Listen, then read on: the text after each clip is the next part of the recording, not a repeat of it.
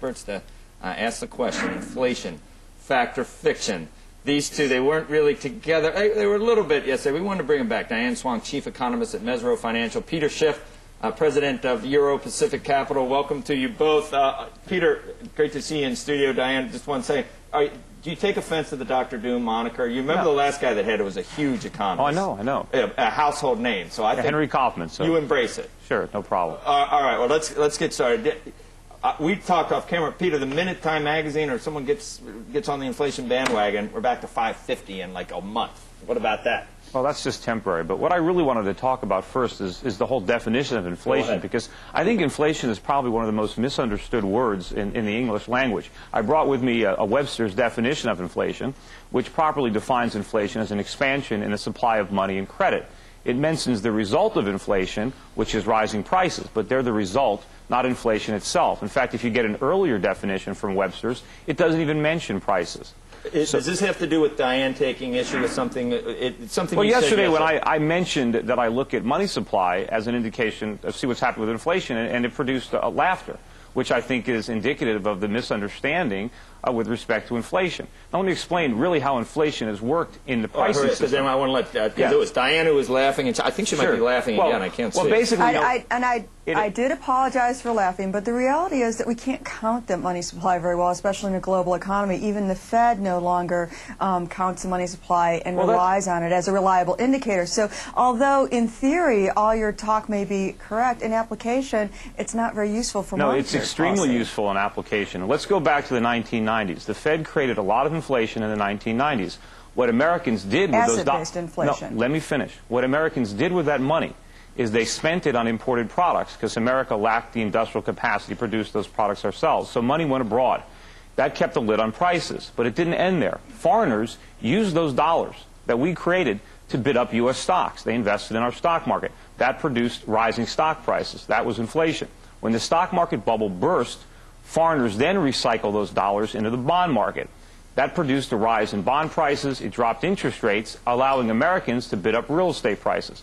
Americans then used their added home equity to borrow more money and send more dollars abroad, which foreigners then used to bid up natural resource prices that were necessary in the production process. So rising stock prices, rising real estate prices, rising commodity prices are all a result of the inflation that the Fed has been creating. Ultimately, wait a minute. With that said, let me finish.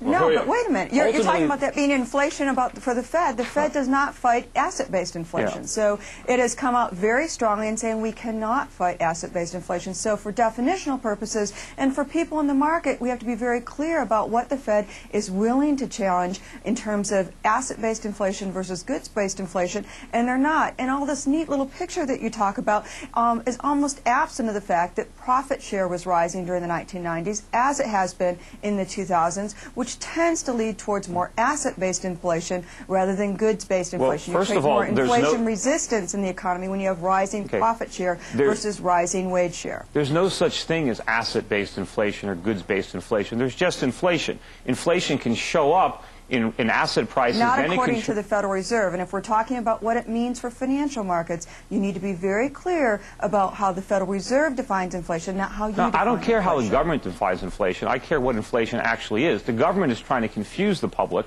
The government has a vested interest. They're not trying to confuse the Sure public. they are. That's just ridiculous. No, it's not. This is a Fed chairman. Have you ever talked to a Federal Reserve governor? Do you even know where they're coming from? I don't have to talk to them. I don't have to talk to them to know what inflation is. You don't have to know what they're coming from? No, I know what inflation is, and I know what their agenda is. Where they're coming from, given that they're the experts on inflation. No, they're not experts. I mean, they're ones. Oh, they're not. Okay. Let me just. Well, then we do have a fundamental difference. Hold on one second, Peter. Back in the 90s, if you used your definition. That's not my definition. It's Webster's definition. But if we've been fooled all along, then the financial markets, which value stocks based on inflation and inflationary expectations, and the bond market as well. I mean, how long have bonds been? You know, we had Jimmy Rogers say they'd never fall below 6%. So the entire global financial system has been fooled by what inflation really was, based on what the U.S. See, now you've got it. You can get an honorary doctorate in doing it. Is that likely to end that the markets can be so wrong for so long? Well, that's one of the problems with inflation. It creates malinvestments, it creates overinvestments, it distorts economic thinking, and ultimately we're all going to pay the price for that. But the U.S. economy, rather than being the engine of growth, is simply the engine of global inflation.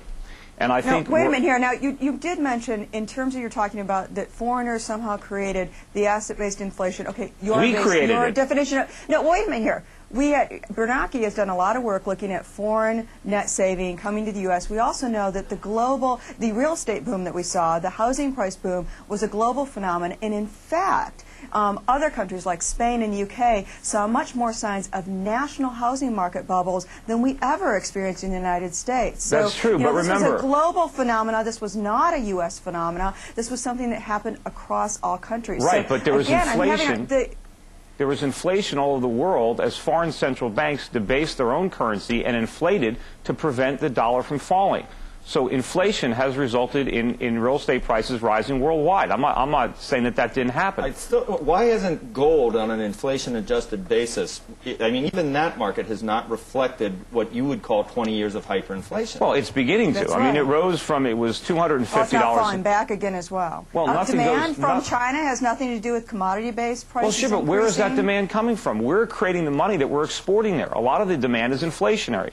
Now, certainly part of the demand has to, or part of the reason... Market reforms had nothing to do with this structural change, productivity growth. I mean, there has been a lot of... The situation that you're talking about here sort of is devoid of a whole context of structural change globally in the globalization of the world economy. I just find it a little bit unfair to tell viewers that this is a simplistic way to look at the economy. Yes, it is. It's not unfair at all. Sure, there has been productivity growth in China, no doubt about it. In fact, one of the reasons and in the U.S., some remarkable growth in the U.S. Well, I would disagree there. I think that's more sleight of hands for the statisticians. I mean, if we really had... Excuse me, I'm from Detroit. Have you been in an auto plant recently? Well, I can see what our trade deficit is. If we were so productive, why do we have a trade deficit? Where's all the merchandise we're producing? We still produce a lot of merchandise. But why do we have a $65 billion a month trade deficit? We have the highest propensity to consume and invest of any country in the world. We've been growing more rapidly than other countries in the world. You're right. We have the propensity to consume, but not invest, not produce. We're going to be sucking in more imports than exports, all else equal. We have a more efficient economy. We have, we don't have a more efficient economy. Yes, we do. We have a bubble economy. We're borrowing from abroad to consume. That's not efficiency. You know, I've been waiting for you two to get... You're not going to get personal, are you? You're just going to keep arguing the intellectual... Well, that's why we're here. Well, what's the point of getting personal? I don't know him. He doesn't know me. I know. I'm kidding. We hate it when it disintegrates into that. This has been all. This has been perfect. Just what we're looking for in terms of two people, intellectual combat, more or less. And we're going to do this again sometime. But the real number comes. Let's do it later in the morning next time.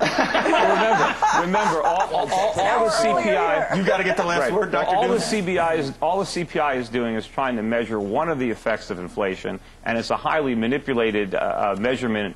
Certainly, since they changed it a lot in the 1990s. What do you think, Diane? We'll give you the last word. Last word is, it's by far, it is not a perfect measure. It's imperfect, but manipulated is a little bit too covert for me. The government just isn't that organized on this data to make it that covert of an issue. They're all reverse engineered. But whatever it is, it's trying to hide or mask the symptoms of inflation. And Republicans, Democrats, it spans all administrations. They're all. I'm just, you know what? I just spend too much time with these people to know that they're not organized to be that good at conspiracies. Somewhere. All right. Thanks, Diane. Diane Swank, chief economist at Mesirow Financial. Peter Schiff, you're close enough to come in here, right? Yeah. Well, it only took me 45 minutes or 35 minutes. President of how much the inflation and when we send a car, it's been going through the roof. I know, and they picked me up in an SUV too. Not that smart. Perfect. So we got that problem. The president of Euro Pacific Capital. Thanks to you both.